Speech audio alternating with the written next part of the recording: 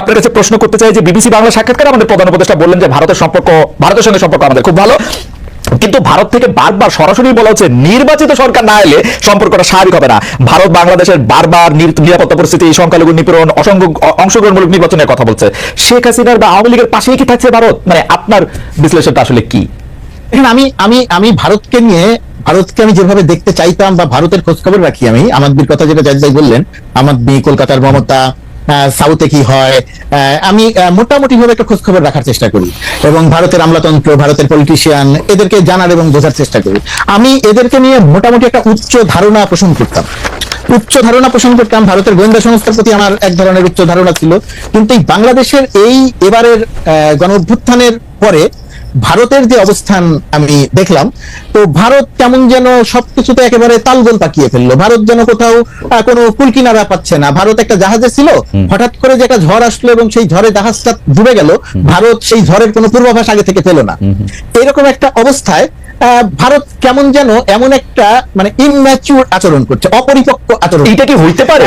আপনি আরো বেশি জানবেন, এটা কি হইতে পারে যে প্রফেসর ইউনূসকে একটা কোনো সমর্থনই করে গেছে ভারত আসলে?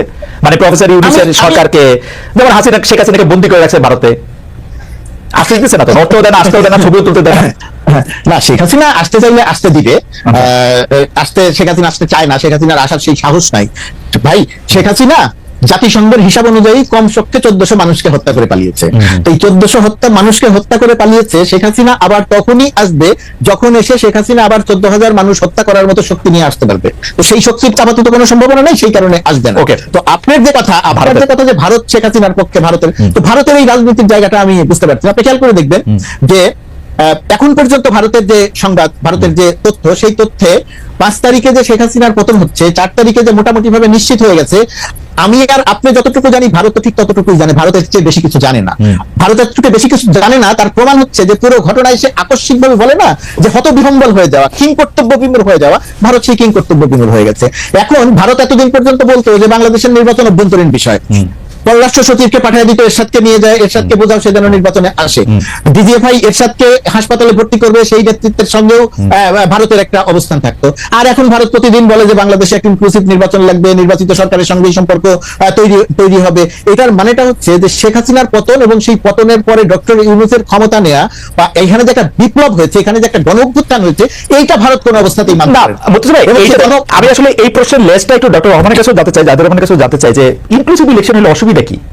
মানে আওয়ামী লীগ এখন আরেকটা দেশ যখন আরেকটা দেশের কথা বলে ইনক্লুসিভ ইলেকশন তারা বলবে কি? দেখেন ইলেকশন তো ইনক্লুসিভই হতে হবে। আমিও চাই ইলেকশনটা ইনক্লুসিভই হবে, সব দল অংশ নেবে। এখন বিষয়টা হলো তাহলে আমি বলতেছি যে আওয়ামী লীগ অংশ নেবে, আওয়ামী লীগ অংশ নিবে কি নেবে না সেটা পরে বলতো না।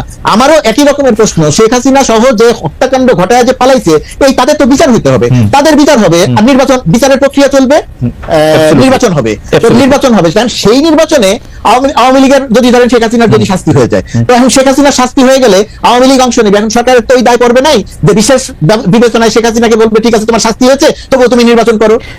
শেখ হাসিনার বিচার হবে, আরো 10 জনের বিচার হবে, শাস্তি হলে শাস্তি হবে, শাস্তি না হলে বের হয়ে আসবে।